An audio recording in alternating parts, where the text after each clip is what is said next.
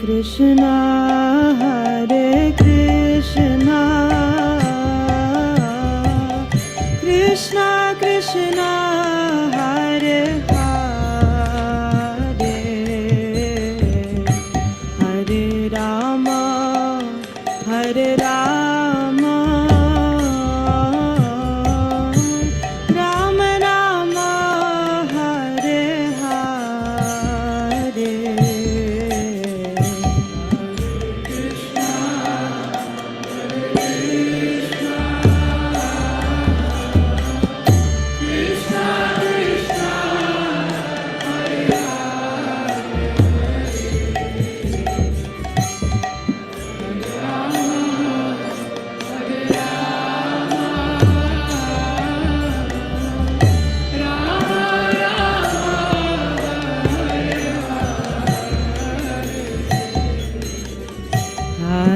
Krishna, Hare Krishna,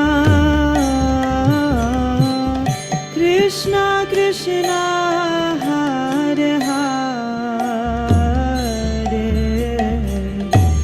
Hare Rama, Hare Rama, Rama Rama, Hare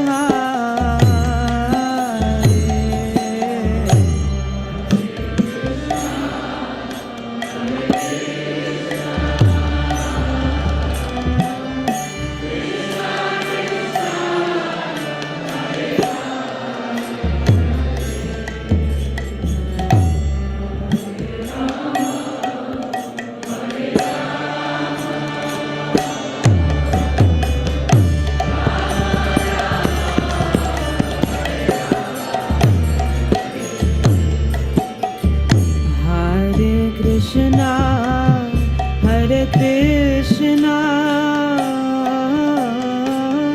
Krishna Krishna, Hare Hare, Hare Rama, Hare Rama, Rama Rama, Hare Hare.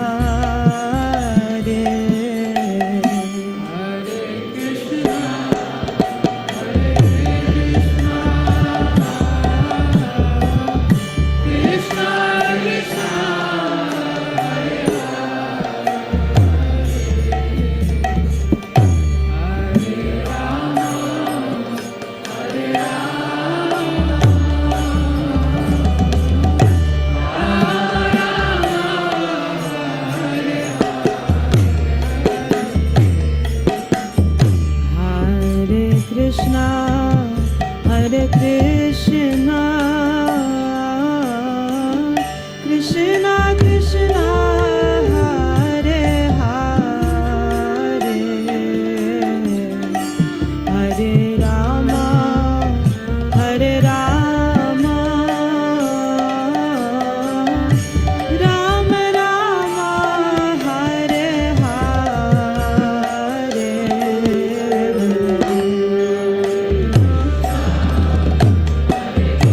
Krishna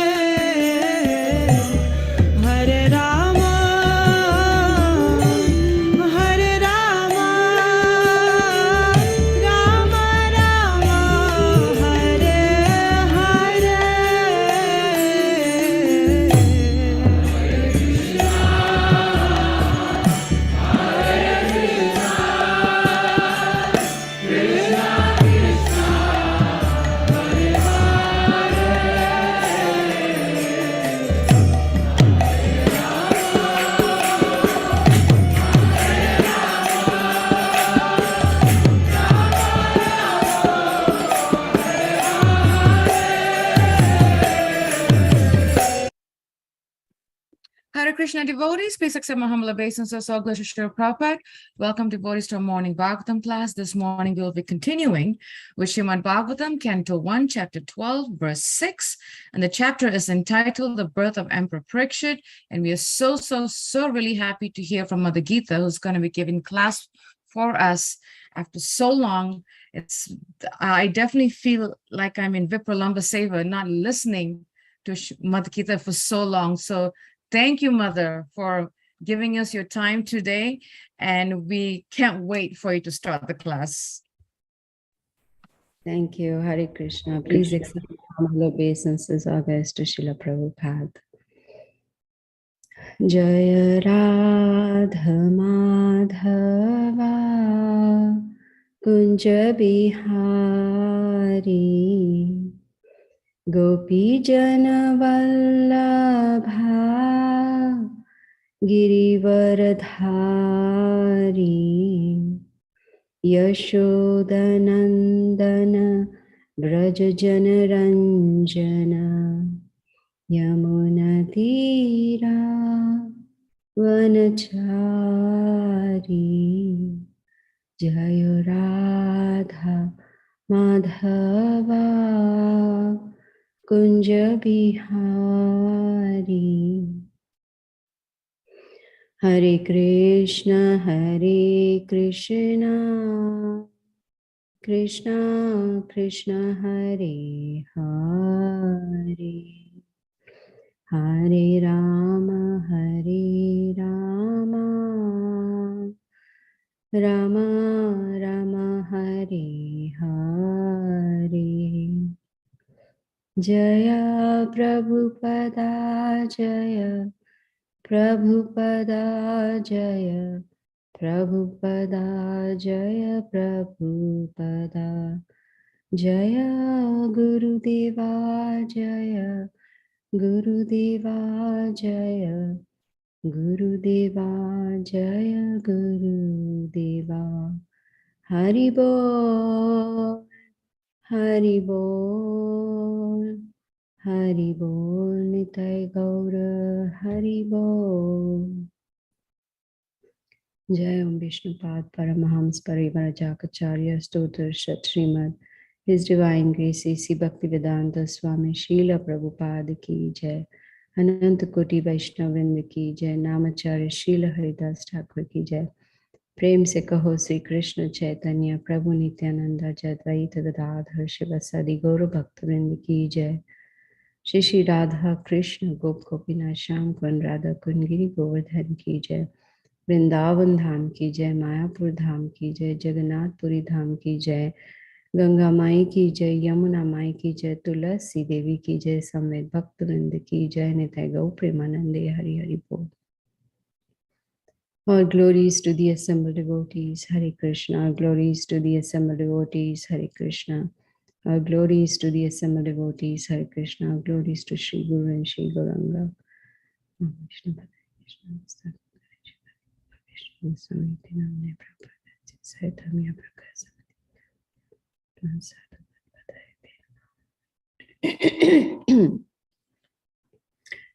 Om Namo Bhagavate Vasudevaya. Om Namo Bhagavate Vasudevaya. Om Namo Bhagavate Vasudevaya.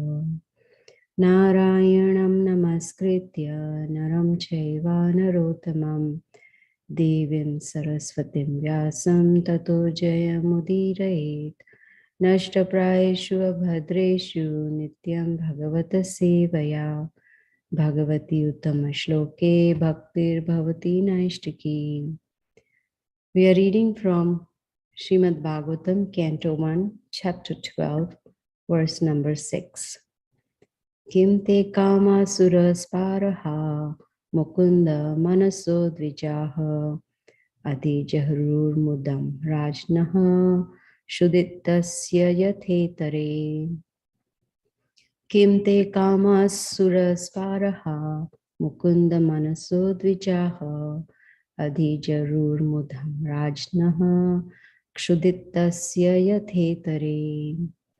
Kim te kama surasparaha Mukunda manaso dvijaha adhijarur mudam rajnaha shuditasya yathetare. Kim, what for? They, all those, kamaha, objects of sense enjoyment, sura, of the denizens of heaven, sparaha, aspirations, mukunda manasaha, of one who is already God conscious, dvijaha, O Brahmanas, adijaruhu, could satisfy, mudam, pleasure, Rajnaha, of the king, Shuditasya, of the hungry, Yatha, as it is, Itare, in other things. Translation and purport by Srila Prabhupada. Srila Prabhupada ki jai. O Brahmanas, the opulence of the king was so enchanting that the denizens of heaven aspired for it. But because he was absorbed in the service of the Lord, nothing could satisfy him except the Lord's service. Purport. There are two things in the world which can satisfy living beings. When one is materially engrossed, he is satisfied only by sense gratification. But when one is liberated from the conditions of the material modes, he is satisfied only by rendering loving service for the satisfaction of the Lord. This means that the living being is constitutionally a servitor and not one who is served. Being illusioned by the conditions of the external energy, one falsely thinks himself to be the served, but actually he is not served. He is servant of the senses like lust, desire, anger, avarice, pride, madness, and intolerance. When one is in his proper senses by attainment of spiritual knowledge, he realizes that he is not the master of the material world, but is only a servant of the senses.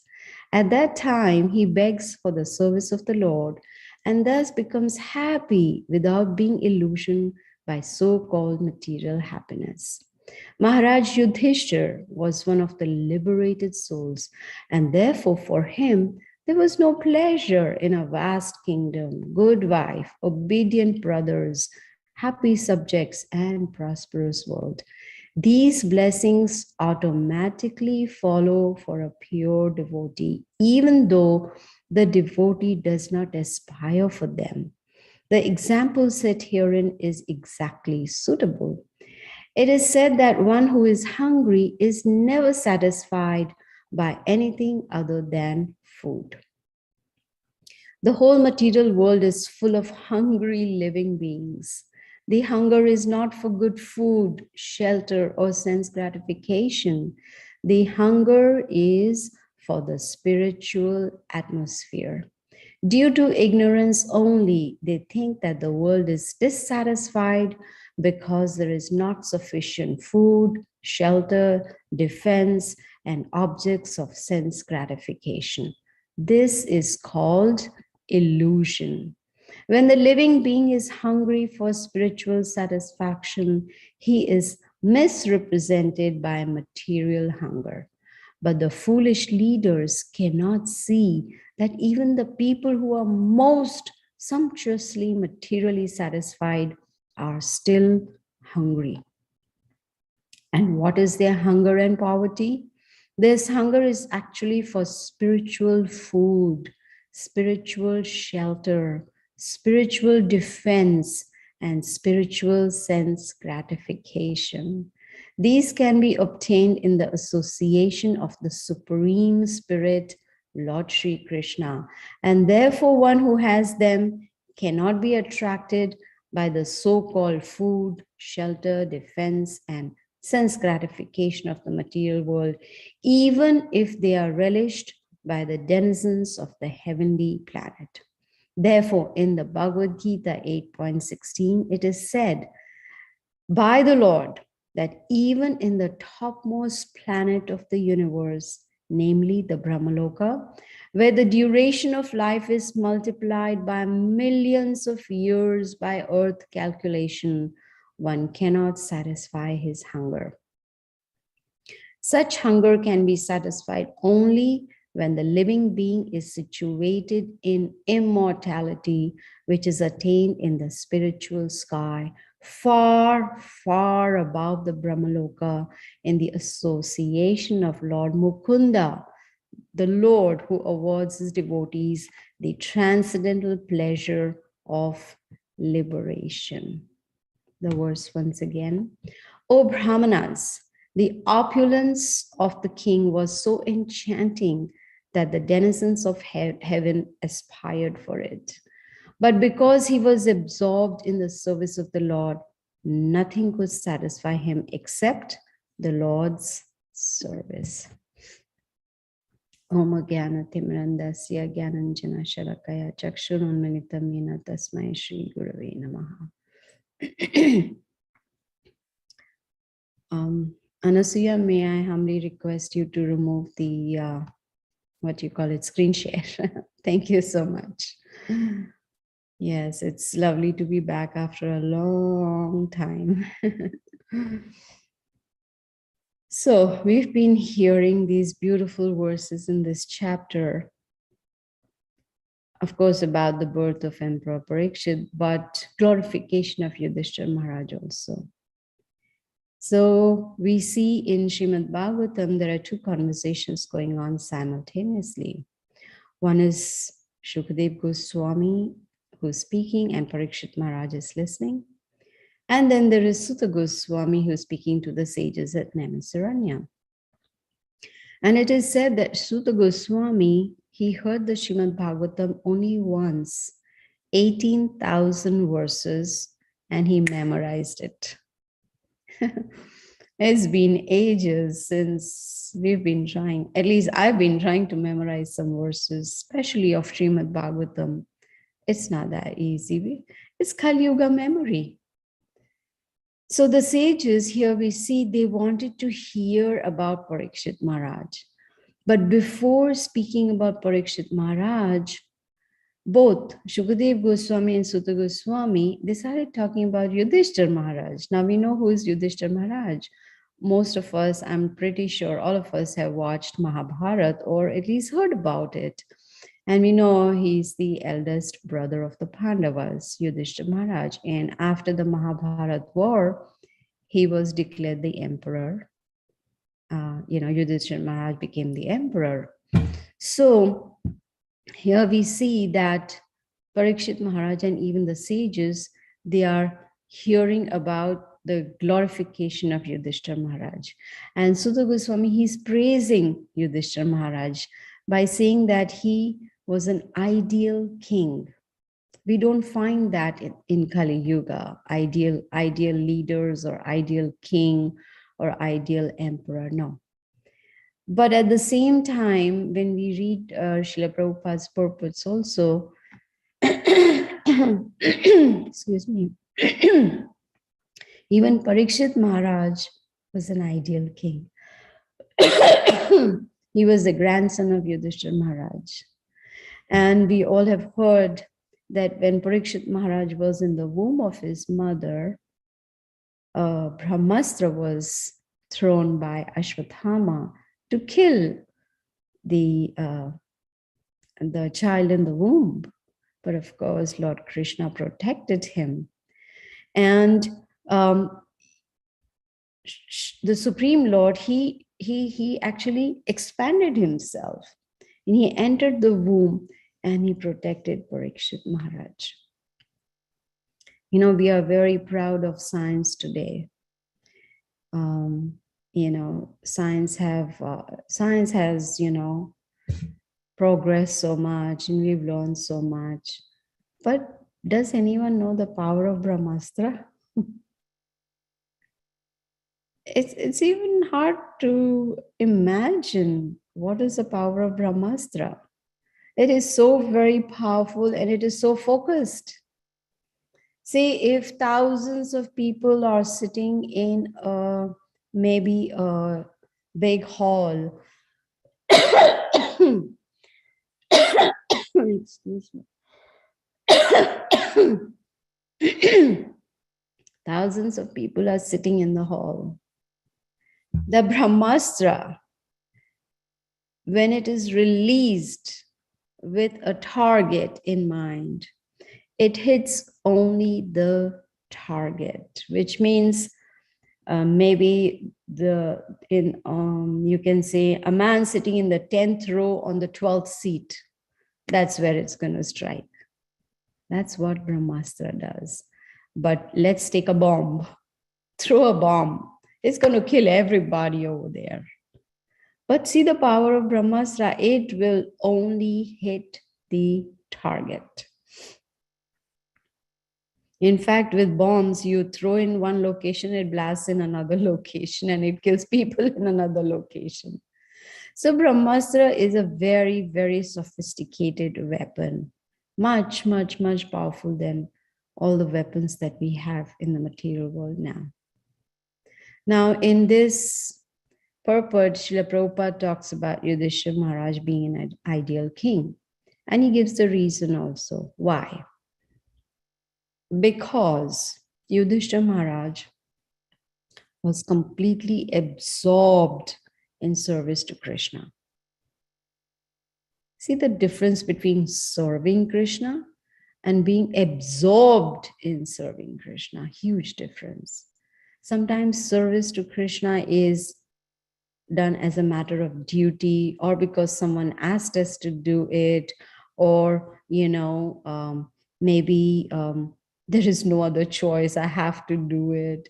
But being absorbed in service to Krishna means that is doing service with mind, with heart, with senses, with body, with intelligence.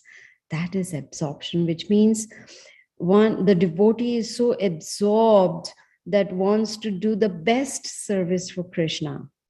And not only that, even the verse in the purport states, nothing could satisfy Yudhisthira Maharaj except service to the Supreme Lord. That is a very high level, very liberated person, a pure devotee, who the nature of that devotee is that only service to the Lord is going to give me full satisfaction.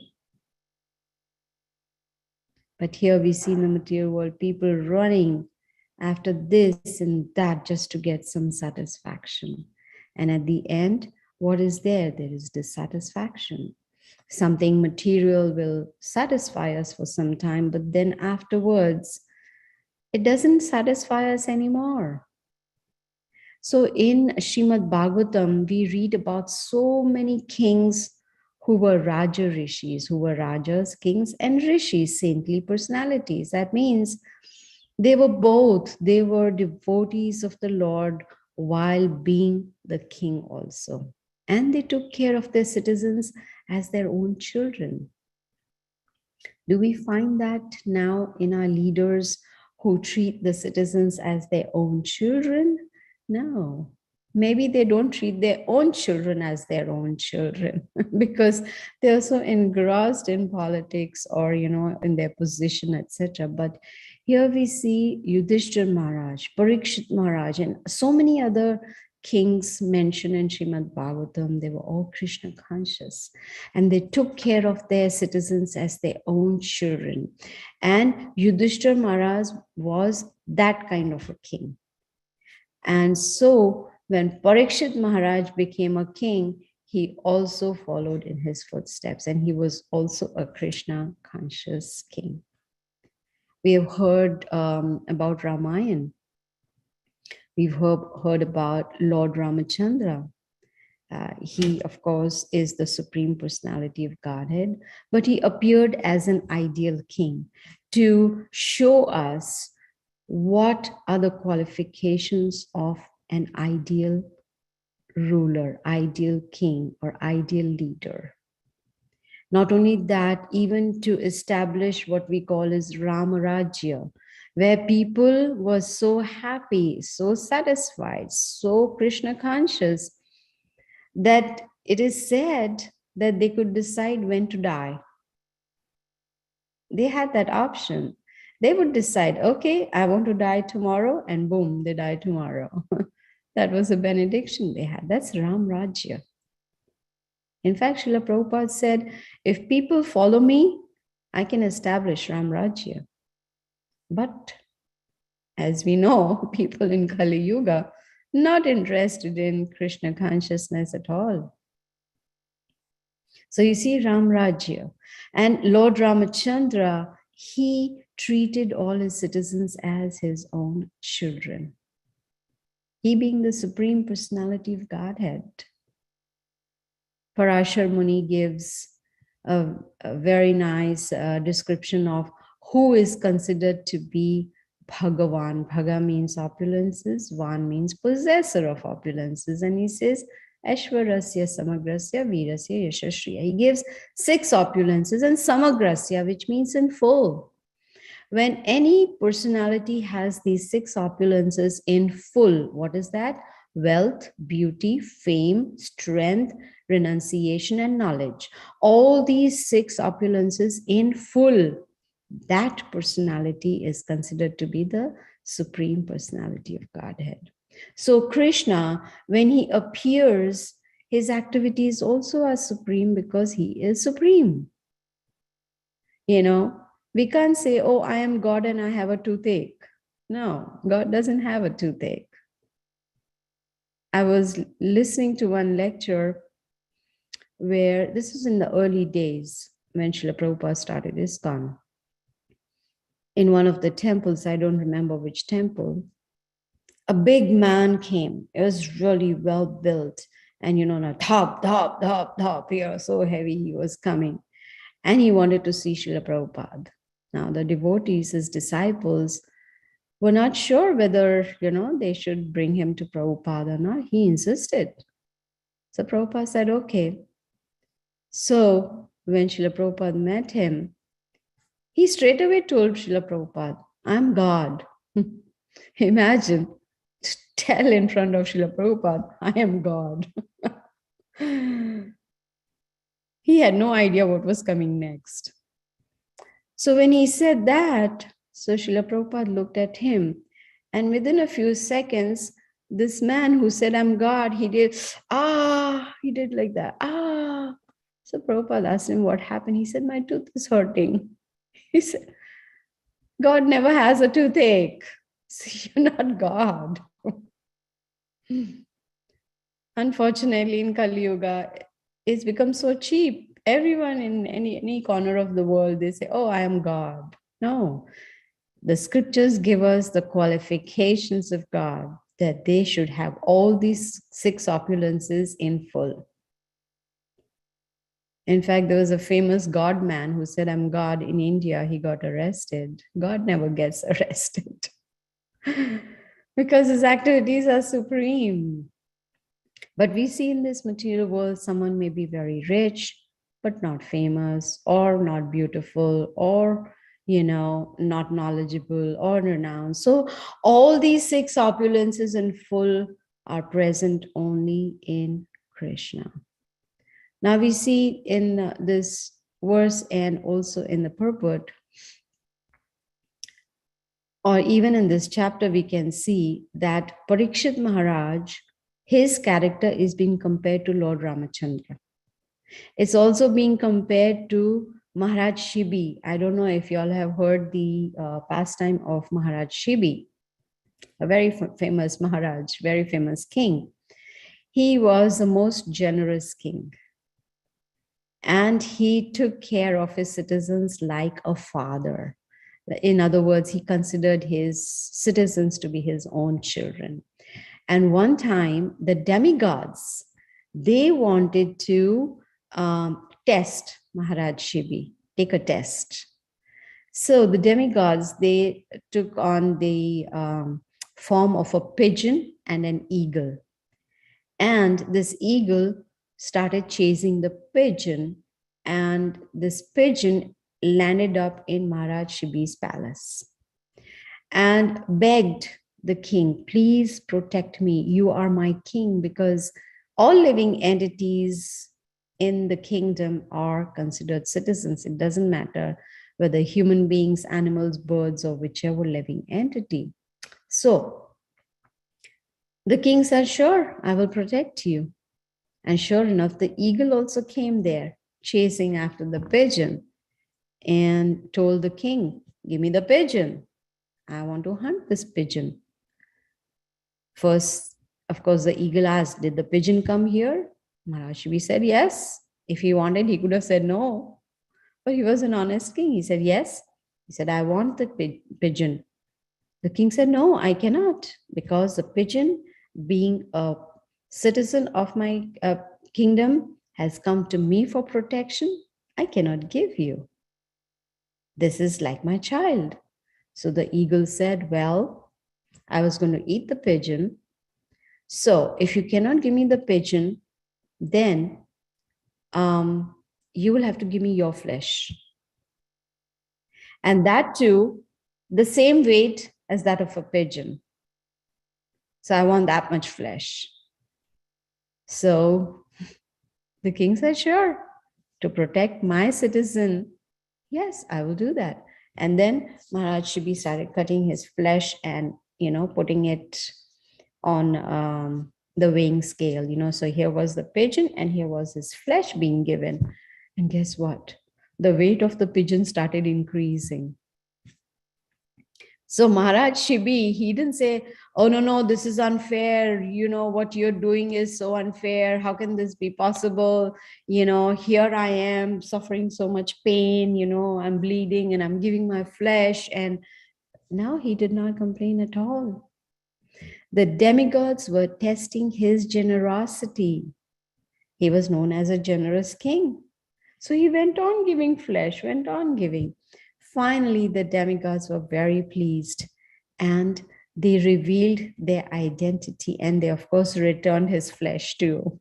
I don't know how, but I guess they had the power to, just, and then the flesh is back on the body. But the idea is that the king who was generous was actually generous, was not showing off generosity. At heart was a generous king. So Prabhupada says when the ruler is Krishna conscious, then the citizens and also the king himself, they're all happy and prosperous. Happiness, we are all looking for happiness. We all want satisfaction.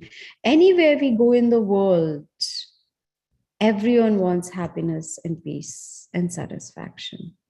In my class, I asked, does anyone want happiness? Everyone put their hands up.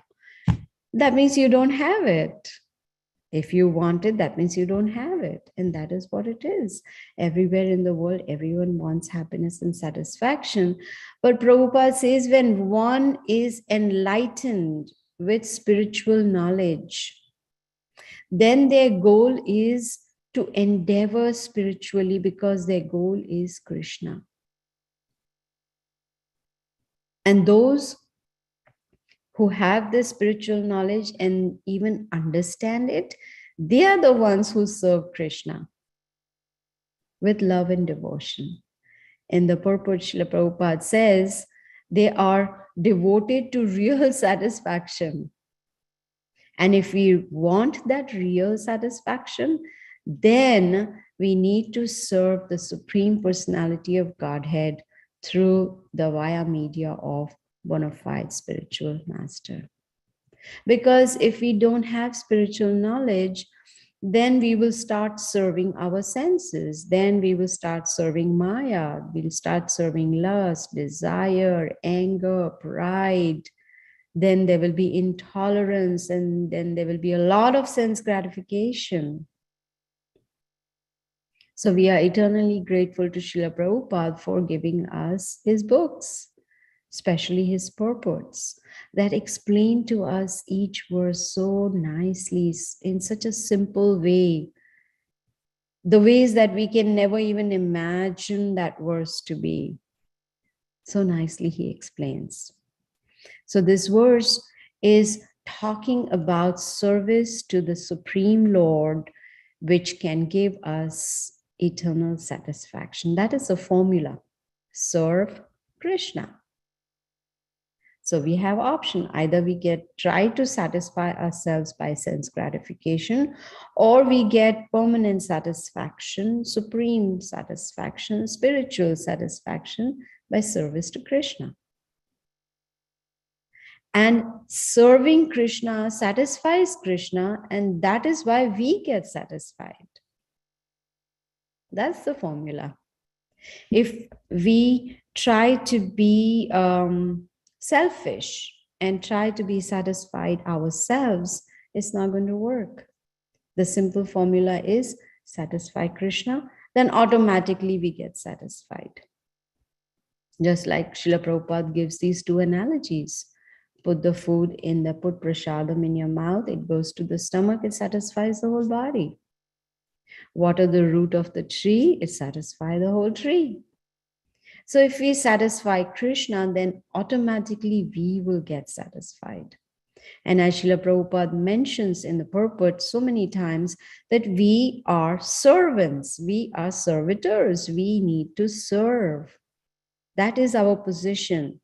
Jivera Swarupoe, Krishnara, Nitya Das. Nitya means eternal servants of Krishna. That is our Swarup. That is our constitutional position. Excuse me. So our position is to be a servitor and serve Krishna. But if one is in Maya, then one thinks I am the controller, I am the master. And in that process, that living entity becomes the servants of the senses. Considers oneself to be master, but is actually a servant of the senses, servant of the mind, servant of anarthas which are in the heart. And then the person starts living a life in that same consciousness. So the moment the thought comes to our mind that I'm the master, we know I am in Maya, because I am not the master. We cannot control our body. We cannot control our senses. We cannot control blinking of our eyes. We cannot control diseases coming to our body. So how can we call ourselves controllers or the masters? No. We are the servant of the Supreme Lord, and the duty of a servant is to serve. So when we serve Krishna with love and devotion, even though we are doing service, we will be fully satisfied. That is a formula for satisfaction. Srila Prabhupada in the purpose says, only spiritual knowledge. Only when we take on spiritual knowledge, then in proper sense, we realize that I'm not the master, but I'm the servant.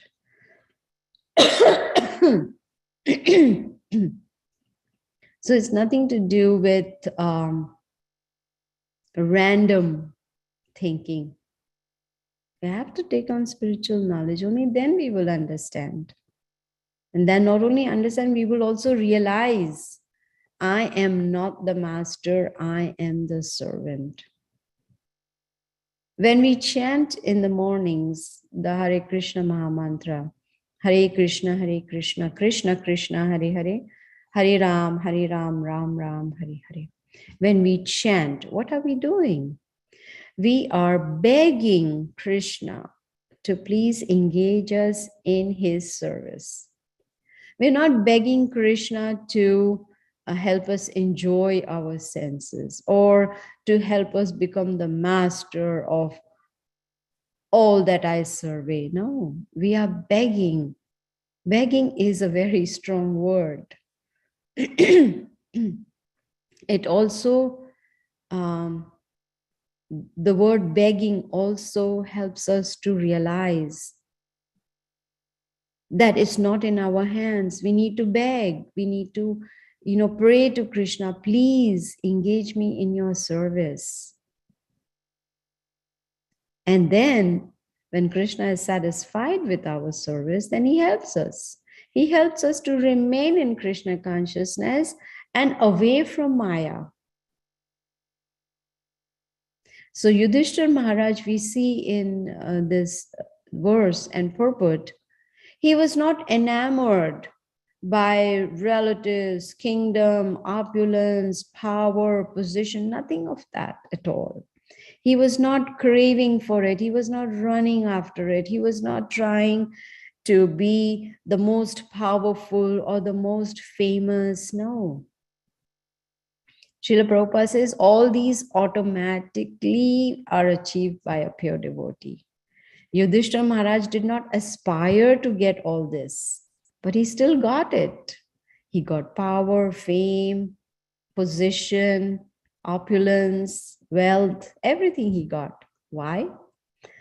Because he was dedicated in loving service to Krishna. There's a huge difference by doing loving service and being dedicated in that service. Huge difference. Dedication means no matter what, this is my goal. I want to serve Krishna with love and devotion. It doesn't matter if I have problems in my body, problems in my life, problems in my family, problems in my job. It doesn't matter. No excuse at all. Dedication is that. With all my heart and my love, I'm going to serve Krishna. Loving service to Krishna. And when we have Krishna, we have everything. Like Srila Prabhupada says, for a pure devotee, all these things automatically come. He doesn't have to strive hard, to get a position or wealth or opulence or whatever. There was a beggar. And in the kingdom, the king announced, anyone in my kingdom can ask me for anything and I will give it to them. And all the citizens were, of course, ecstatic that now is the opportunity. If we were in that kingdom, what would we ask? Some ask for diamonds, some ask for gold, some ask for clothes, silk garments, etc., etc. But there was this one beggar. He was very intelligent. He went to the king and he said, "Oh, my master, you are in my heart. I really love you. And I am so pleased that you are my king. I only beg you to please come to my humble abode just for 2 days. I would like to serve you in my humble abode just for 2 days." And the king was very happy that, oh, he's not asking me for anything. He just wants to serve me in his house. So the minister followed the beggar to his house to see, okay, where can the king sleep or eat, or etc., etc. And he noticed there was nothing in his house. It was a small hut. There was no bed. There were no utensils, nothing at all to serve. There was no food. So the minister ordered his group of servants to build a nice big house, almost like a palace, and to have all the facilities that the king has in his palace. And everything was put together within 2 days. There was beautiful beds with silk bed sheets and everything arranged like as though king was just going from one home to another. And the king, after 2 days, came to stay with the beggar. Guess what? The beggar stayed there too, because it is his house. The king was very happy. He was served nicely with love and devotion. And after 2 days, the king left. And guess what? The beggar got the palace because it was built as his home. How smart was he? Very intelligent. He knew The king is not going to sleep on the floor. The king is not going to stay in the hut. He needs a lot of good food to eat. And so that is our situation. We are those beggars. Why are we asking Krishna, give me this, give me $1 million home, give me a Jaguar, and give me this and give me that? No. Just perform loving devotion to service to Krishna, and then we'll be fully satisfied. Now, I'm not saying we'll get a palace or, servants or etc. But the idea to understand is that when we satisfy Krishna, we get satisfied. When we have Krishna, we have everything.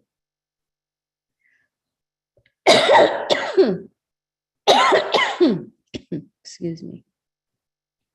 In the purport, you must have noticed that Srila Prabhupada, in many places, he talked about hunger. He said, hungry, hungry, hungry. Hungry for what? Hungry for spiritual knowledge. But people think getting food, shelter, etc. is going to give us satisfaction. That is Maya. No. People are hungry for temples, devotees, prasadam, festivals, Srila Prabhupada's books. That is what they are hungry for. They are hungry for, Prabhupada says, spiritual sense gratification. Have you heard that before? Spiritual sense gratification. Very simple. When we eat prasadam, which is sanctified food offered to Krishna first, we get satisfaction, but that is spiritual satisfaction. Now, supposing I like gulab jamuns and I make gulab jamuns and offer them to Krishna, and then I eat that prasadam, I get satisfaction because I like gulab jamuns, but here I'm eating spiritual food. It's prasadam. And this is possible when only we are in association of devotees. Material sense gratification will not give satisfaction like spiritual sense gratification. Srila Prabhupada mentions a verse in the purport. A Brahma Bhuvana Loka Punar Avartino Arjuna. Mamopetya Tukantya Punar Janmana Vedyate. He says from the highest planet, which is Brahmaloka, down to the lowest, all are places of misery. For one who comes to my abode, doesn't take birth again. So this material sense gratification cannot give us satisfaction. Why? Because we are like fish out of the water. Our position is in spiritual world, but we are in material world, which is like fish out of the water. But we need to go back to our original home, which is back to Godhead, Krishna Loka. That is where we will get complete satisfaction, because Krishna Loka is the only place where there is permanent happiness. Only place, Prabhupada says, where there is transcendental pleasure. Excuse me. So we are looking for pleasure, but we want transcendental pleasure, which means it is forever. It's not going to go away. Material pleasure is there. There's a beginning and there is an end. But spiritual transcendental pleasure is there forever. And we see the perfect examples given in this verse is Yudhisthira Maharaj and Parikshit Maharaj.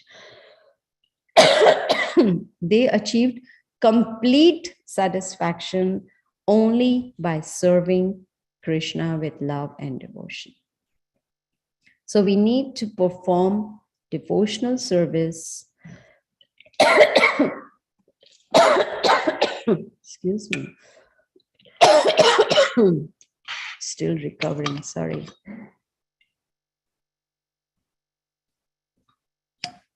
So we see here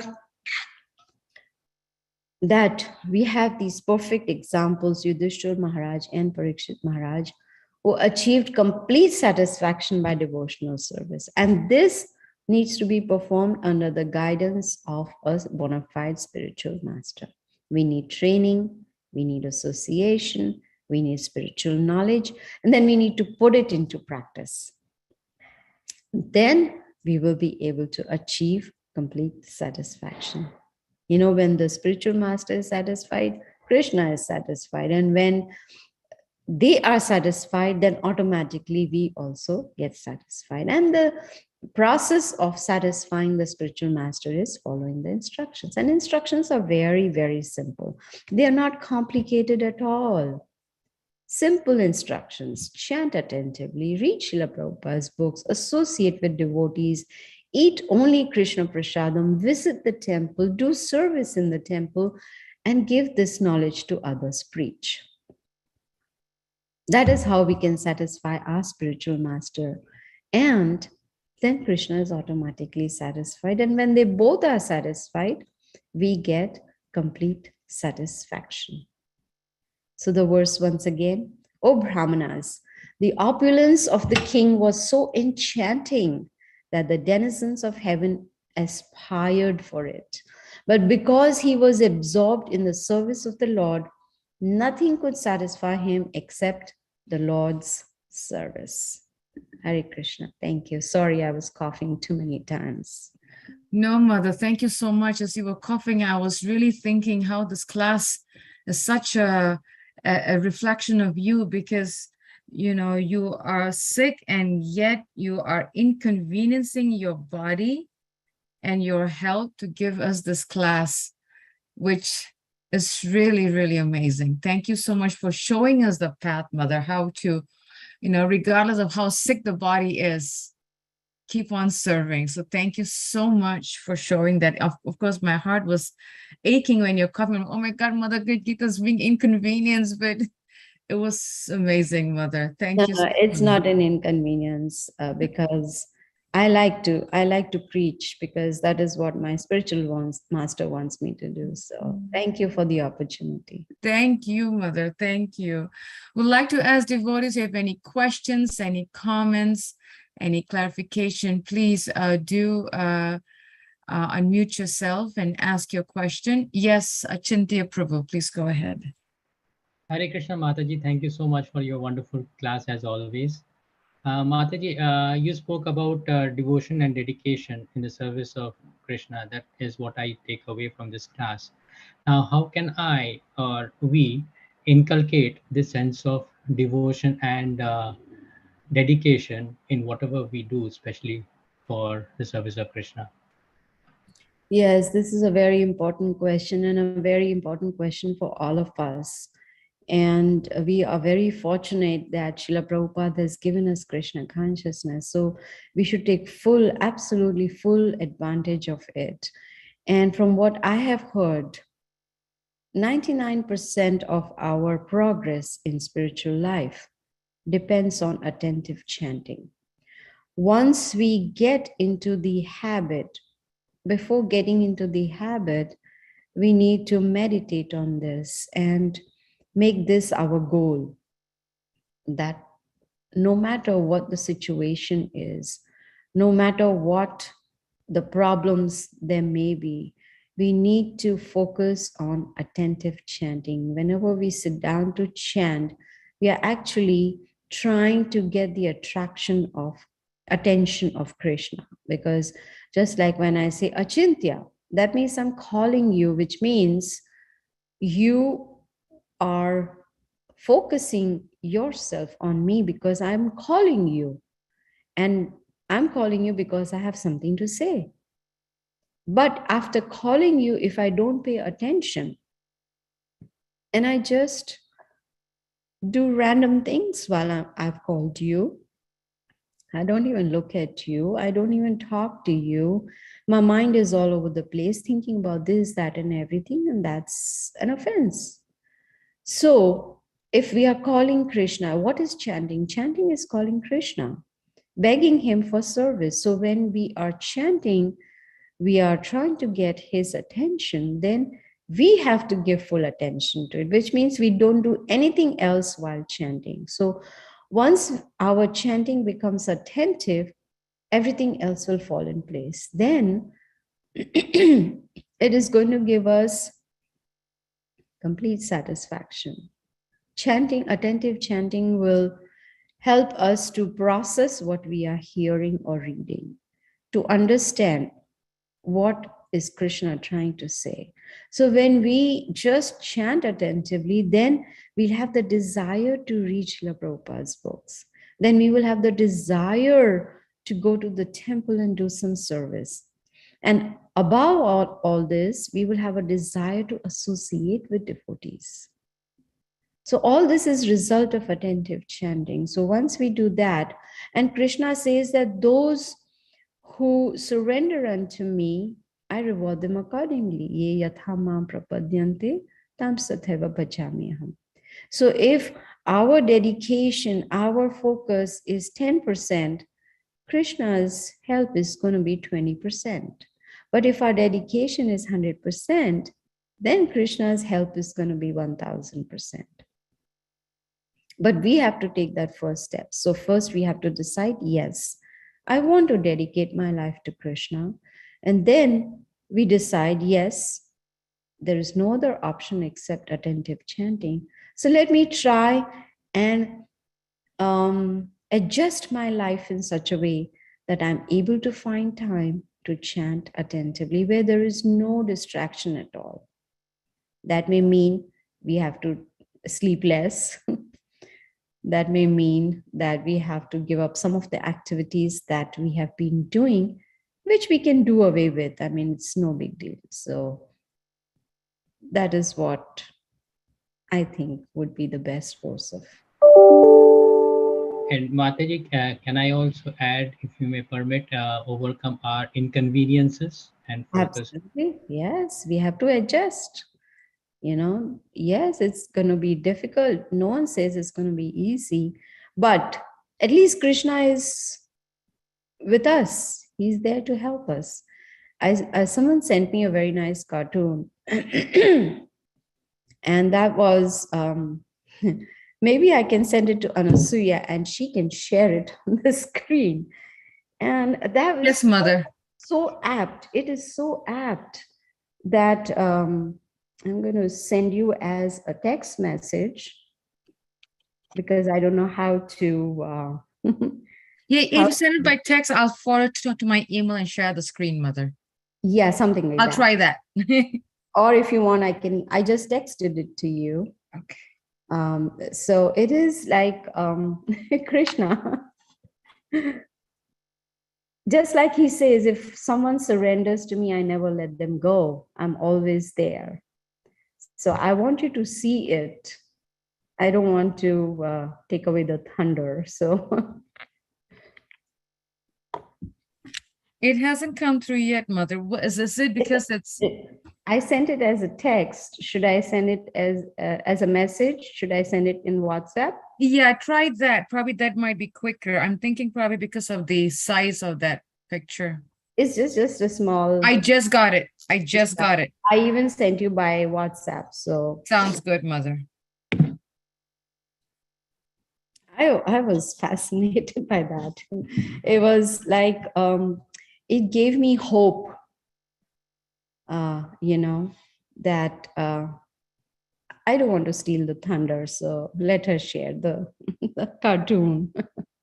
Actually, I've seen this cartoon too.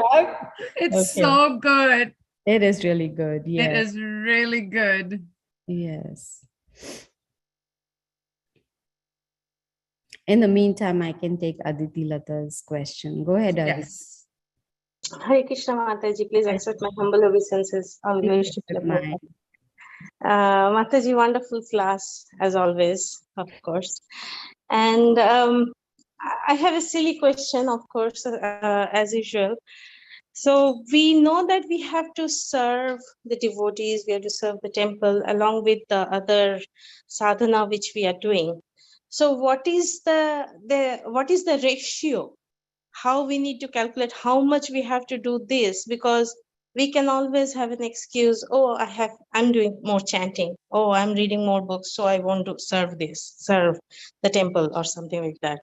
So what is the ratio we should follow? There is no ratio as such, but we must take whatever opportunities we get for service, we should take it. and not think that, oh, this is difficult or I have something else to do. Because serving, Krishna says that when my devotees serve my devotees, he is very pleased. He's very pleased, and we can get the blessings of the devotees. So service to devotees will also make us humble, because otherwise, we may get puffed up that, oh, I am such a great devotee. I am, why should I do service to someone else? Someone else should serve me because I'm in this position, or I've been a devotee for so many years, etc., etc. So serving the devotees is a very easy way of becoming humble. So there's no ratio as such. We should take all opportunities to serve devotees as and when we get them. Okay. Thank you, Mataji. Thank you. Hare Krishna. I'm gonna share this right now, Mother. Mhm. It is hilarious. I remember that so well. So you see, Krishna is saying, you started the process, no quitting. There we go. Yep. Okay, it's too small. First it was big enough, now it's too small. Maybe. Okay, let me try another eyesight. one. Krishna. I don't know if everyone can read it, but my eyesight is not that good. Probably if I do it. Is this Yes, better? yes. Yes.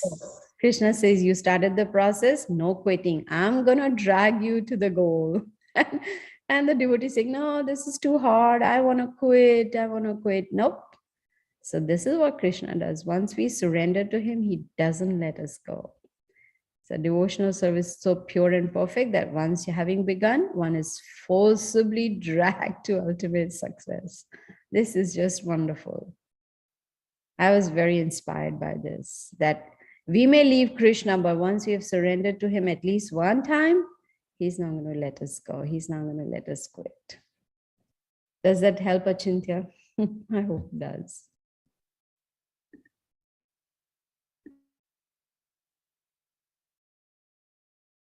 He went in a meeting, Mataji, sorry. Pranams. All glories to Guru Maharaj, all glories to Srila Prabhupada. All glories. Nice lecture, nice instructions. And I had a few questions, but they were answered by, Achintya Prabhu's question and Vitimata's questions. Okay. Thank you. Beautiful instructions. Of course, the cartoon is beautiful. Yes. It's funny. Yes, thank you. You got to get the process done. So, like Maharaj said, just chanting, keep chanting, keep chanting. That is only the thing we can do, Mataji. Yes, absolutely. Thank you so much. Hare Krishna. Hare Krishna. What was coming to me from the cartoon, Mother, is when I read it, when I saw it actually, in one way it's Krishna, we can't give up and the Lord is not going to give up, he's going to drag us. But in another way, it's a promise. To me, it's like, it's a promise from the Lord, just like how I was realizing, like when we have children, our children, they want to do this. And, once they get to a certain age, they want to act all grown up. They think they got life figured out and all that stuff. And then they're like, no, I can wing it. But as parents, we're always there to protect them and make, so, and I feel that cartoon was like a promise, a beautiful promise from the Lord saying, no matter what, you're stuck with me, Joe, like I'm not letting you go, and that's you better run away. That's to our benefit, Yes, Mother. It's to our benefit. And that's the promise that that was the reflection that I was getting from Phil. Oh my God, that the cartoon is like, no matter how much we try and we might slip off and, go away, and Krishna's going to drag us back at some point. Because I've come across situations, where devotees, they come excited And for some reason, the material energy is so powerful, and then it pulls them away. And then somewhere at the back, they want to come back. Because Krishna is saying, you said yes to me. I'm going to make sure you come back to me. Mhm. So that cartoon was a promise, a very,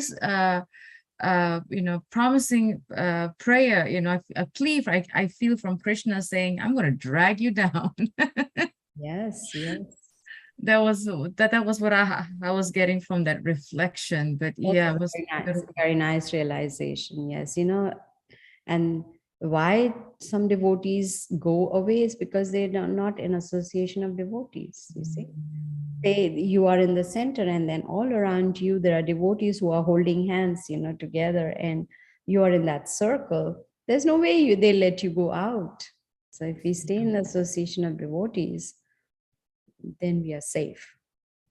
Mother, as you were speaking, I was remembering a pastime that my god sister was sharing with me, like I would say like good 20 years ago.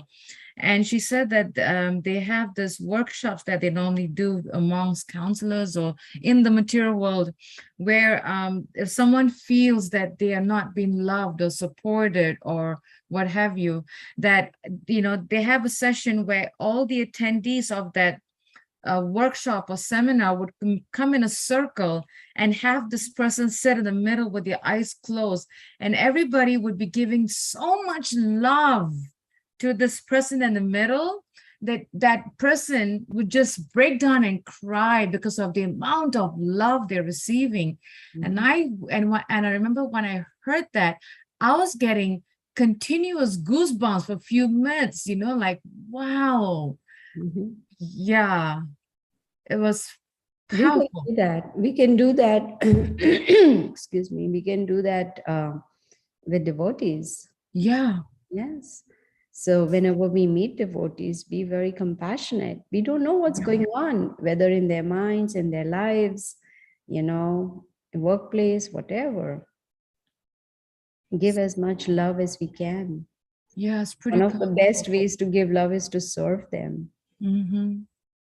Mother, I have a question from this verse, and as you were sharing in the purport, in the translation, Srila Prabhupada said that because he was absorbed in the service of the Lord, nothing could satisfy except the Lord's service. And the question that came up in my mind, Mother, is I'm seeing, as Kali Yuga is progressing, it is such a challenge, to not get attracted to the rat race of technology, that it drags us from not being completely satisfied. So how can we be aware, or how can we catch ourselves to not be, not to detour to satisfy ourselves in the material world? Because it's not getting any better. It's just more and more, even for young people, old people, I see it.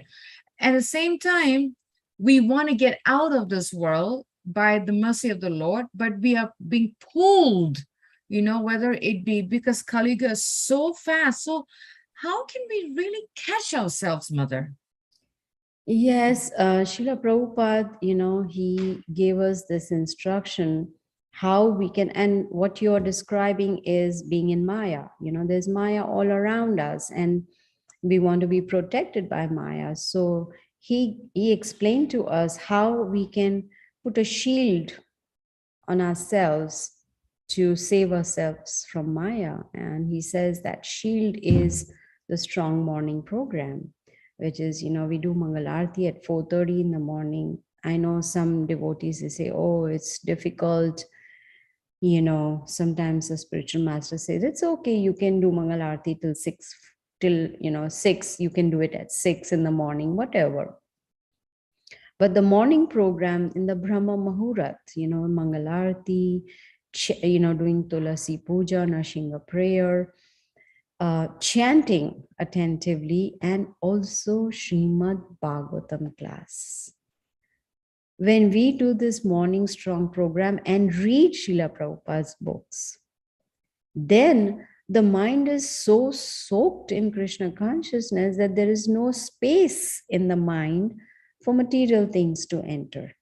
Then, it is like, the shield is there and someone is trying to, shoot or, shoot an arrow or whatever it may be, throw something at us, is going to bounce back because there is protection. So when we have this morning program protection, then the Maya cannot strike us. And then in that case, Maya is going to say, oh yes, this one is really sincerely, seriously trying to go back to Krishna. And then Maya will help. Instead of striking, it's going to help. So strong morning program. Thank you, Mother. Thank you. Yeah, it's I see it, and it's sometimes so scary. It's so scary, like, and it's like you sometimes we can just see it happening. It's like a writing on the wall, and you wish that you could make magic to save, or to stop or to help, and you just feel so helpless and you just can't. And I was just thinking about that as you were reading the purport. Thank you so much. Any last minute questions from devotees? Any thoughts, any reflection, any clarification? And if there isn't, Mother, we want to thank you so much for giving a class. It's been, it feels like eons. I mean, I'm so happy to have heard your class this morning, and we cannot wait for you to return so that we, in good health, get over the health problems so that we can have more and more of your association and your mercy and your guidance. Thank you. Thank you so much. And we ask all the devotees to please join us this evening for our Bhagavad Gita Circle reading program. Until then, Vanchakraptibhyascha, Kripasindhubevacha, Patitanam Pavanebhyo, Vaishnavebhyo Namo Namaha, Srila Prabhupada Ki Jai. Hare Krishna Mataji. You are so dedicated, you don't care for your health or anything. I wish. I'm selfish. Yeah. Yeah. Prabhupada says it's good to be selfish in spiritual life, So, okay. Thank you, Mataji, for the Thank you. Thank you. Thank you. Hare Krishna.